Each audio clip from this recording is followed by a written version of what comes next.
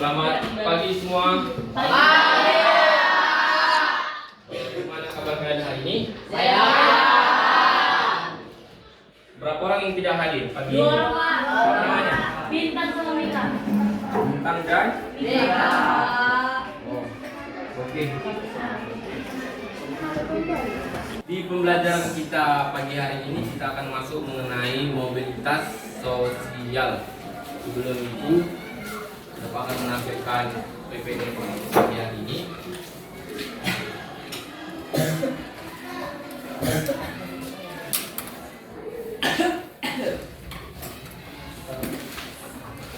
Oke, materi kita belajar mengenai proses mobilitas sosial di Indonesia. Bisa kalian buka buku paket kalian di halaman 105.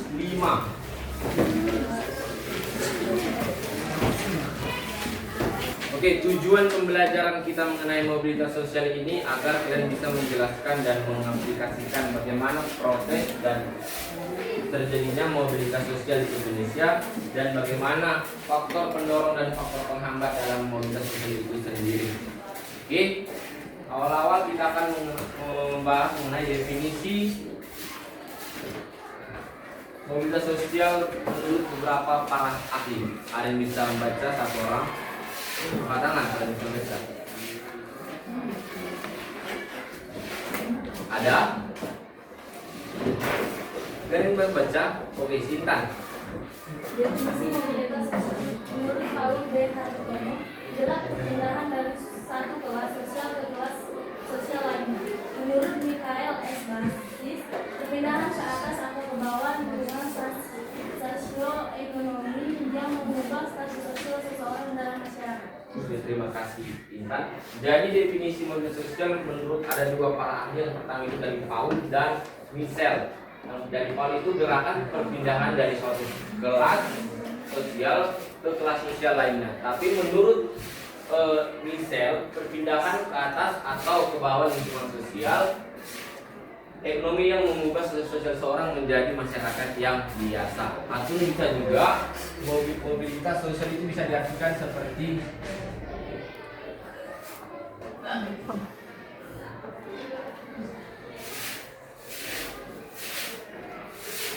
perpindahan atau perputaran status sosial dalam satu individu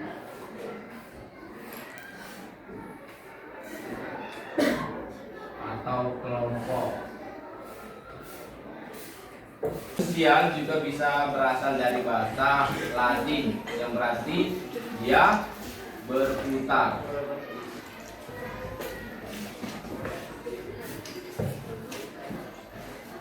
Dengan seiringan waktu. Dan kalau sosial itu status kependudukan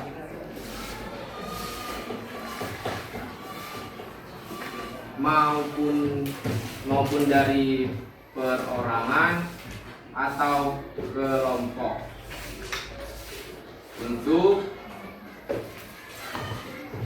berpindah atau menetap. Itu juga bisa diartikan mengenai definisi mobilitas sosial dalam beberapa para ahli yang berikutnya. Oke, mengerti mengenai definisi sosial? Mengerti, Pak. Berikutnya itu ada bentuk-bentuk mobilitas sosial. Yang pertama itu ada mobilitas sosial horizontal, mobilitas sosial vertikal, mobilitas sosial antar generasi dan intragenerasi. Yang terakhir itu mobilitas sosial geografis. Oke, yang pertama kita bahas itu mengenai mobilitas sosial horizontal. Jadi mobilitas sosial itu beralihan individu atau kelompok sosial dari suatu kelompok sosial ke kelompok sosial lainnya yang sederajat atau tidak terjadi perubahan derajat dari satu kelompok lainnya dan kelompok berikutnya. Contohnya bisa Bapak buat itu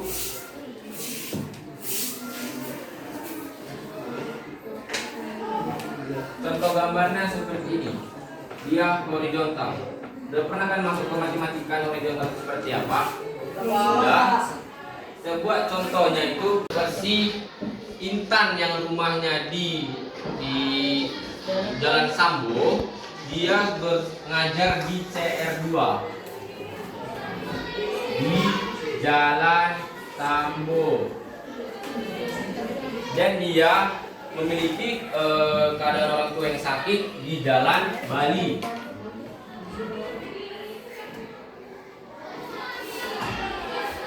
Karena Intan bekerja atau mengajar di CR2 sebagai guru bahasa Inggris, dengan keadaan orang tuanya yang bertinggalan di Jalan Bali, dia mengkonfirmasikan ataupun berpindah ke CR3 yang di Jalan Bali agar dia bisa melihat kondisi orang tuanya dan bisa merawat kedua orang tuanya agar bisa terjalin hubungan yang baik. Tetapi dia berpindah ke sekolah CR3 tidak berubah status ataupun menaikkan pangkat. Dia hanya tetap mengajar sebagai guru bahasa Inggris itu sendiri. Hanya perpindahan satu wilayah ke wilayah lainnya. Tidak ada perpindahan derajat ataupun status sosial dia sendiri. Mengerti mengenai status sosial horizontal? Oke. Berikutnya mobilitas sosial vertikal. Jadi kalau mobilitas vertikal itu perpindahan individu atau objek sosial dari satu kedudukan ke suatu kedudukan lainnya yang tidak sederajat. Jadi bisa dicontohkan bahwasanya dia bisa mengalami peningkatan ataupun penurunan dalam satu derajat sendiri. Jadi dalam jadi kalau contohnya kita buat dari vertikal ke atas, gambarnya itu seperti ini.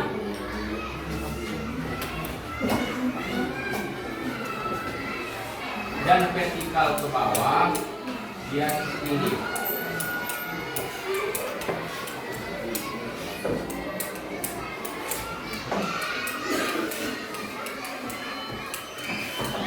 Jadi kalau vertikal ke atas kita buat itu, contohnya kita buat si Stefanus, dia mengajar di CR2 sebagai guru matematika. Dia sebelumnya sebagai guru, tetapi dia sudah bekerja beberapa tahun di sekolah CR2 tersebut. Dia mengalami namanya peningkatan menjadi kepala sekolah. Sini bosnya sudah terjadi namanya vertikal ke atas dengan status ataupun derajat dia menaikkan ke atas, tidak ke bawah lagi. Mengerti yang menaik vertikal ke atas? Oke, untuk vertikal ke bawah kita buat si contohnya Berry. Berry sebelumnya dia seorang guru manajer di PTPN 4. Dia seorang manajer di PTPN 4, tetapi dia memiliki sikap yang seperti tidak ramah, selalu menyusahkan karyawan-karyawan dia, dan dia mendapatkan sanksi dari CEO PTPN 4. Dia turun derajat ataupun bisa dipecat menjadi seorang pembuat karyawan ataupun dia tidak bekerja lagi. Itulah bisa kita artikan mengenai mobilitas vertikal ke bawah. Mengerti? Oke, lanjut ke materi berikutnya. Ada mobilitas sosial antar generasi dan intragenerasi. Mohon maaf, ada di buku nggak ada M-nya.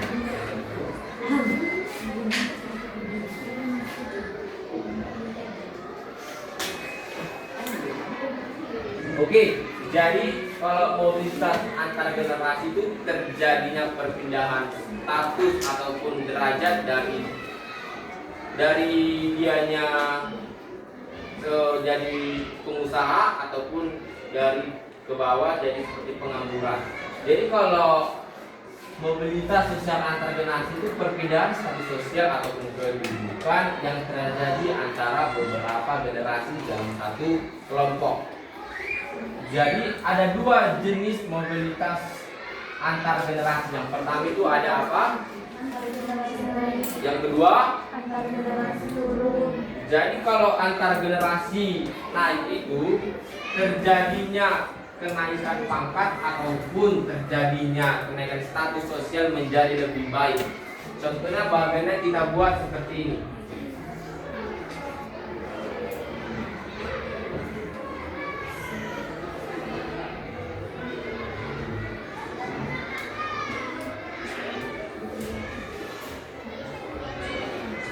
Bagaimana seperti ini kita buat si Intan. Dianya pengangguran dan dianya juga memiliki suami yaitu Stefanus yang juga seorang pengangguran. Dan mereka juga memiliki anak, yang anak laki-laki kita buat itu Britama. Britama dia karena bekerja ataupun memperbaiki pendidikannya, dia mendapatkan gelar ataupun pekerjaan sebagai guru tetap ataupun bisa kita buat guru honor. Dan dia juga memiliki pasangan ataupun lokasi kita buat siapa? Juwita seorang guru honor juga. Setelah mereka menjalani hubungan beberapa tahun dan mereka menikah dan mereka memiliki anak kita buat Yulia. Yulia dianya karena memiliki orang tuanya sebagai guru dua-duanya, dia memiliki kepintaran bisa bilang di atas rata-rata dan dianya memiliki pekerjaan sebagai janganlah DPR, DPR. Presiden. Dia sebagai PNS. Kalian tahu lah kan bagaimana gaji PNS, gaji bulanannya, tunjangannya pasti banyak. Jadi di sini kita bisa lihat terjadinya kenaikan antar generasi yang sebelumnya sebagai pengangguran dan guru honor dan menjadi PNS. Mengerti mengenai antar generasi naik? Oke, kita masuk yang kedua, intragenerasi. Ini iya, salah. Intragenerasi, salah. Antar generasi. Antar generasi turun.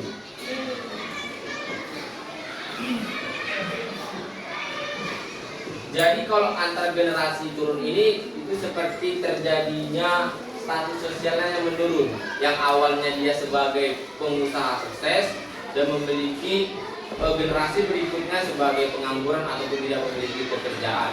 Kita buat contohnya kalau kita buat Mario. Kita buat Mario ya. Mario bekerja ataupun memiliki usaha itu kita buat PTPN, dia memiliki perkebunan PTPN 4 dan memiliki istri Kalista kita buat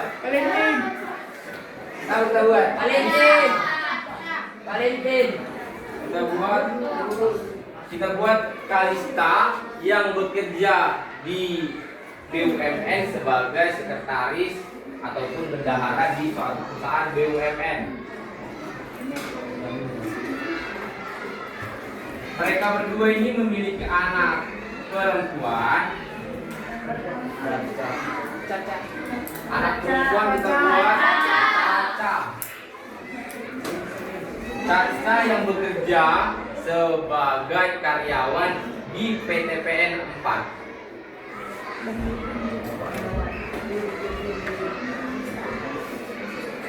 dan memiliki edukasi atau sarana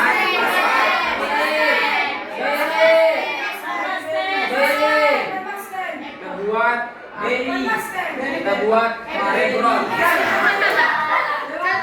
Oke, jadi background ini menjadi pekerjaannya itu satpam di perusahaan BUMN di tempat orang tuanya si Caca tadi.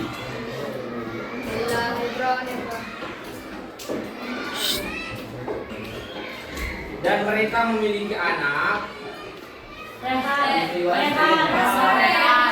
mereka memiliki anak laki-laki Panpasten. Karena pemikiran Panpasten bahwasanya kakeknya itu memiliki perusahaan PT PN 4 dan neneknya itu bekerja sebagai sekretaris di BUMN dan orang tuanya sebagai karyawan di suatu perusahaan tersebut, tetapi dia memiliki pola pikir bahwasanya apalagi kerja bahwasanya kakek dan orang tuanya memiliki pekerjaan. Jadi seperti itu pola pikirnya bahwasanya dianya hanya sebagai Oke, kita lanjut materi kita yang kedua itu intragenerasi. Jadi kalau intragenerasi itu mobilitas yang terjadi dalam satu kelompok generasi yang sama atau dalam satu periode yang sama, dia bekerja dalam satu perusahaan yang sama dan mengalami namanya peningkatan atau penurunan suatu derajat sosial yang dia miliki. Contohnya kita buat si apa dulu? Kita buat si Randy. Randy bekerja di BUMN sebagai karyawan biasa dan dianya karena memiliki kinerja yang bagus ataupun mengikuti peraturan-peraturan yang ada di BUMN itu sendiri, dia mengalami namanya peningkatan ataupun naiknya derajat status sosialnya menjadi direktur ataupun manajer dalam suatu manajer keuangan di suatu perusahaan itu sendiri. Oke, kita bisa masuk dengan intergenerasi. Mengerti mengenai intergenerasi? Mengerti. Oke, kita lanjut ke materi berikutnya. Oke, materi berikutnya adalah faktor pendorong dan faktor penghambat mobilitas sosial. Jadi, dalam faktor pendorong ada 4 faktor pendorong itu sendiri dalam mobilitas sosial. Yang pertama itu ada apa? Situasi sosial. Jadi yang kita dimaksud dengan situasi sosial ini seperti mereka memiliki status sosial yang baik ataupun bagus dalam satu generasi itu sendiri. Yang kedua itu ada keadaan. Jadi ada juga masuk kedua itu keadaan ekonomi. Jadi faktor pendorong itu melibatkan keadaan ekonomi untuk menaikkan suatu derajat ataupun status sosial mereka dari kalangan bawah ataupun sampai kalangan ke atas untuk meningkatkan pola hidup mereka itu sendiri. Yang ketiga itu ada pertumbuhan penduduk.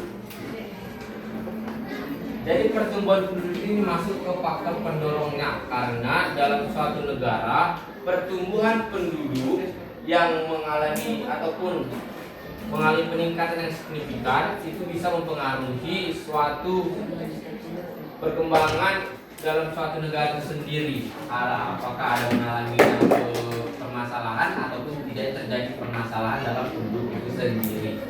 Yang keempat itu ada situasi politik. Karena kan baru-baru ini kita terjadinya pemilihan presiden.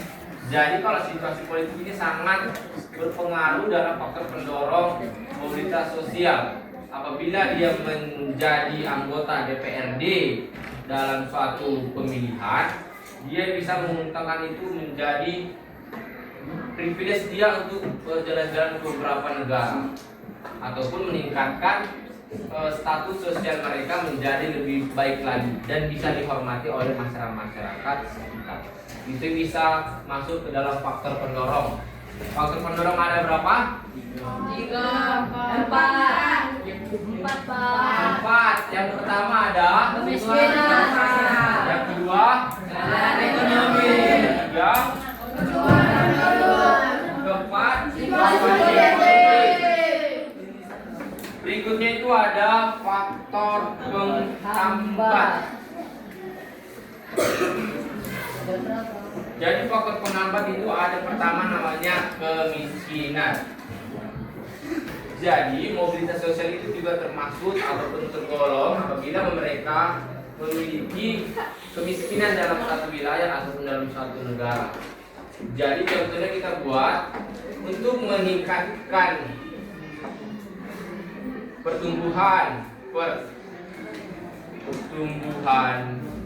dalam satu wilayah atau negara, mereka harus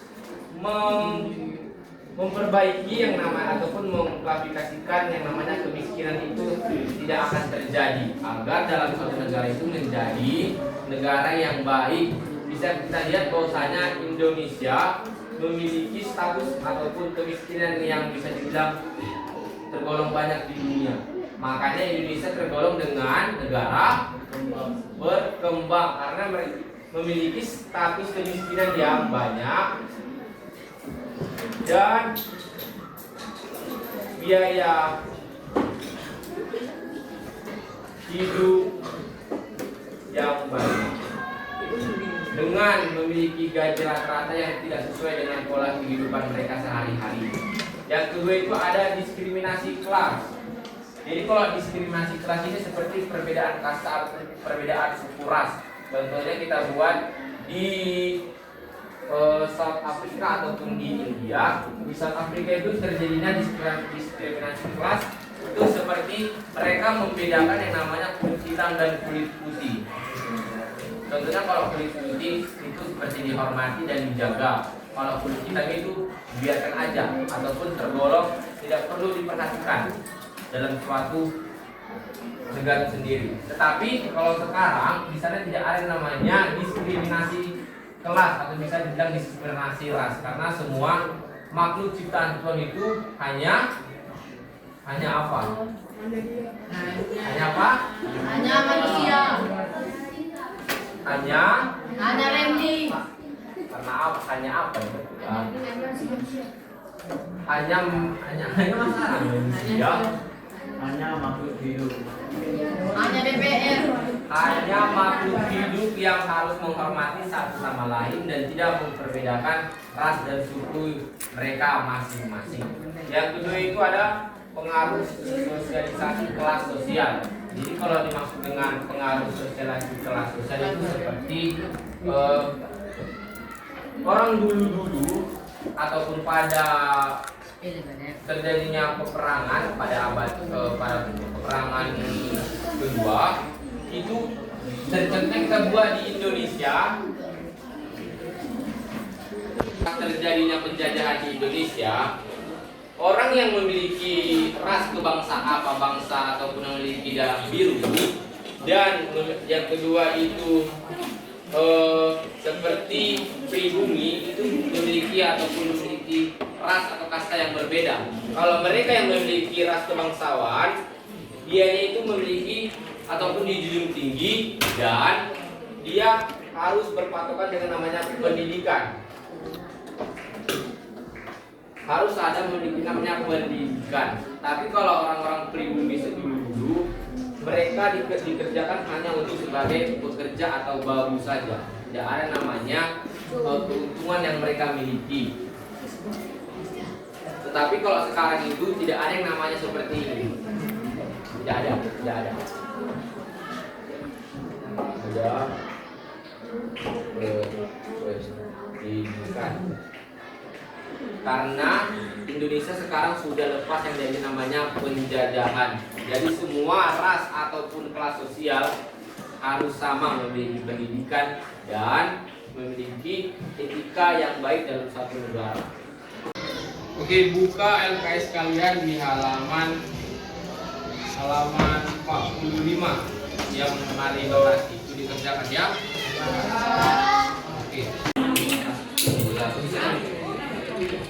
Oke, kita bahas ya. Nomor 1 siapa? Apa? Nomor 1 siapa? Ya, Oka, nomor 1. 1. Jelaskan definisi mobilitas sosial menurut Michel. Jawab. Berpindah individu, keluarga, atau kelompok sosial dari lapisan ke lapisan lainnya. Oke, terima kasih untuk Okta. Jadi menurut misal itu mobilitas sosial itu perpindahan kelas atau perpindahan ke atas atau ke bawah lingkungan sosial ekonomi yang mengubah status seseorang menjadi ataupun dalam satu masyarakat. Terima kasih untuk Okta. Tepuk tangan untuk Okta. Nomor 2. Ready. 2. Pesan bentuk-bentuk mobilitas sosial. Ya, mobilitas sosial vertikal, mobilitas sosial horizontal. Apa? Kurang lengkap, para yang bisa melengkapi Sultan.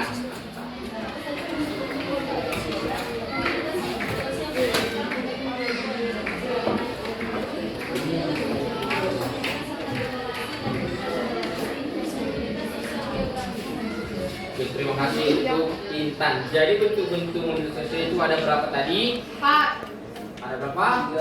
3. Pertama apa? Horizontal. Yang kedua? Yang ketiga? Antar generasi. Yang keempat? Keempat apa? Soal nomor 3. Siapa yang bisa? Siapa bang? Lembaga keamanan dapat dianggap sebagai Kuat suaranya, kuat suaranya. lembaga keagamaan dapat dianggap sebagai saluran mobilitas sosial. Mengapa demikian? Bahwa manusia mempunyai kehidupan yang sederajat. Apa? Bahwa manusia mempunyai kedudukan yang sederajat. Oke, terima kasih. Tangan untuk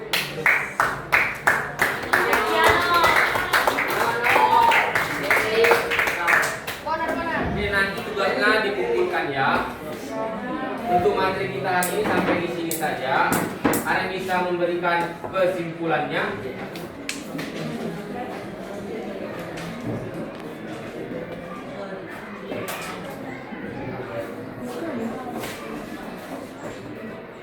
Ada? Oke, si Ulia bisa.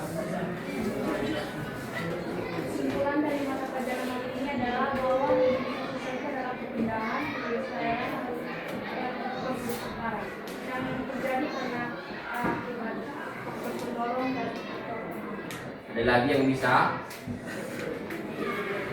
Ya? Ya, Randy.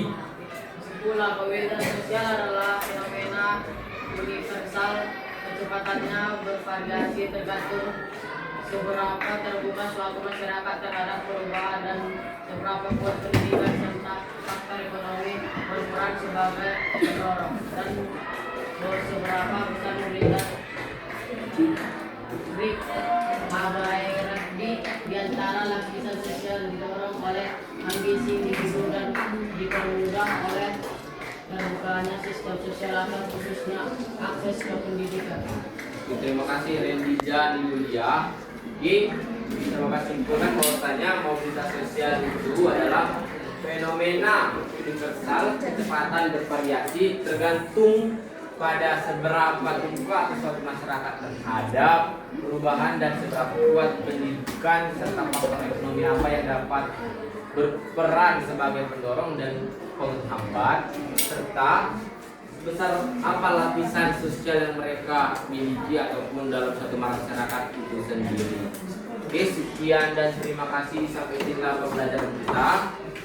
Untuk Bapak ada membuat kontes. Kalau ada yang bisa menjawab, Bapak kasih permen 1. Ada 10 soal. Belum.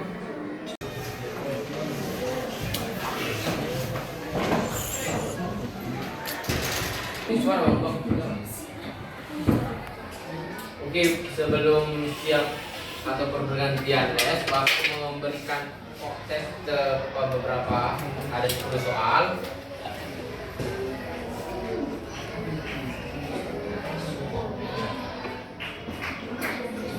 Bisa kalian pilih soal berapa dan nomor berapa aja.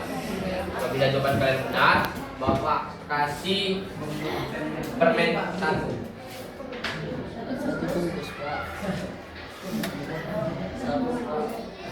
Ada yang mau siapa? Angkat tangan. Ada yang mau? Angkat tangan siapa? Randy nomor berapa? Nomor 1. Maju bang, maju bang.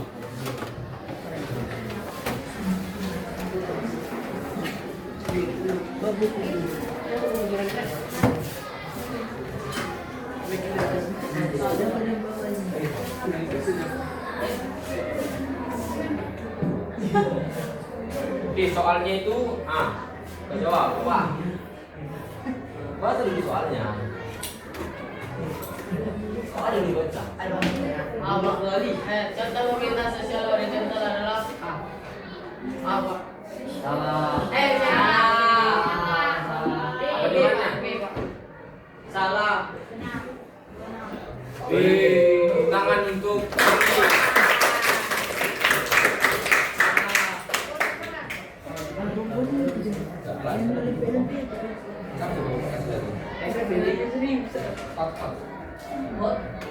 nomor berapa? Siapa yang mau maju? Berita mana nomor berapa? Hah?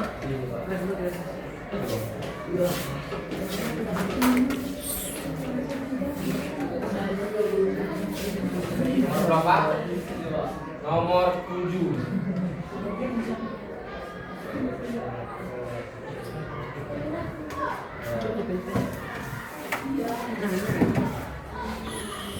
Bacalah soalnya.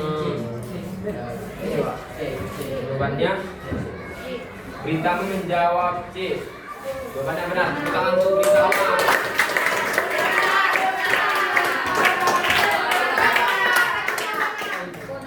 Siapa lagi yang mau? Siapa dus? Nomor berapa, Pak? Nomor 10.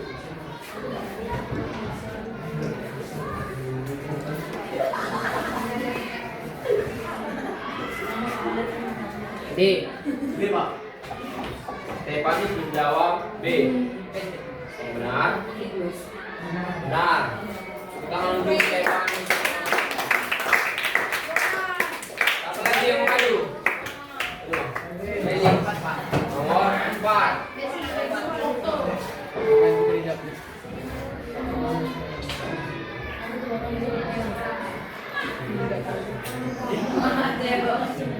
A.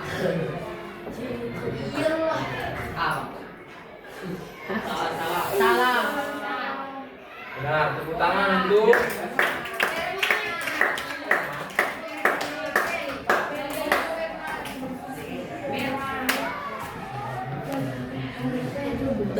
siapa lagi yang maju? Ada lagi? Ada 5 lagi, 4, 6 lagi. Kau kayak yang belakang.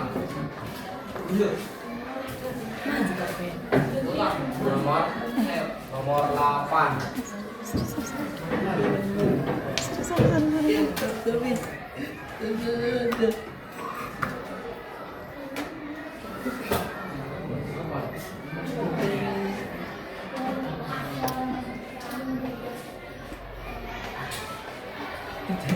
Kakak ini menjawab A. Benar apa salah?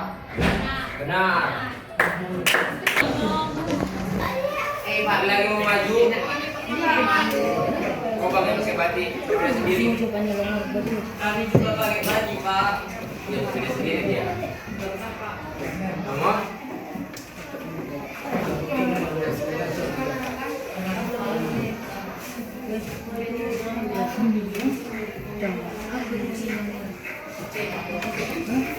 Jawaban dia C.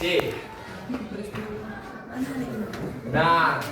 Tangan untuk berpindah batik.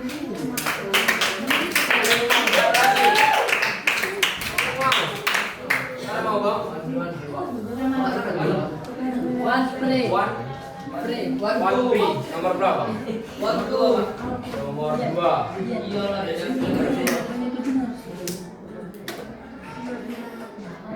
Pak. Jawaban dia, jawaban 1-3B. Betul. Nah, tangan untuk panggilan. Tiga lagi ada yang mau? Ada lagi? Tiga lagi? Oh, Betul. Aku Pak. ada lagi? Aku Pak. Aku dua. Ya. Gak ada lagi. Sekali dua, Pak. Aku Pak. Ada? Iya, Pak. Aku lah Pak. Gak ada lagi? Yang lain dulu, yang lain. Siap tak Pak? Iya, Pak. Julia bisa? Siap tak Pak? Ini Pak. Oh tak Pak. Tak. Sama lima, Pak.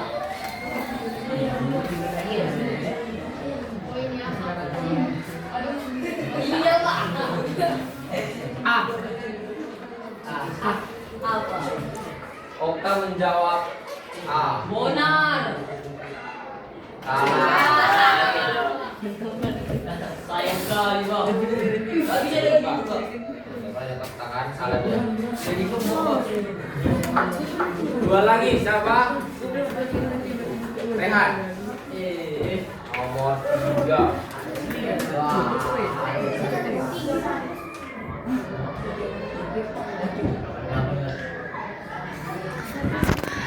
Nomor 3. Oke, mobilitas sosial turun sering disebabkan oleh Rehan menjawab B. Pemutus hubungan kerja. Benar. Tangan untuk Rehan terima. Yang terakhir tadi di nomor 9. Saya bisa menjawab. Yang bisa menjawab dapat 2. Aku Pak. Aku Pak. Aku Pak. Dia udah Pak. Aku Mario. Benar. Tangan untuk Mario. Mario. Bersatu.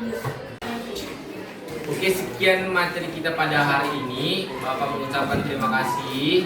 Dan untuk materi berikutnya atau tugas kalian itu di halaman 105 di buku LKS. Minggu depan kita periksa, oke? Ya, Pak. Selamat siang untuk semua. Yeah.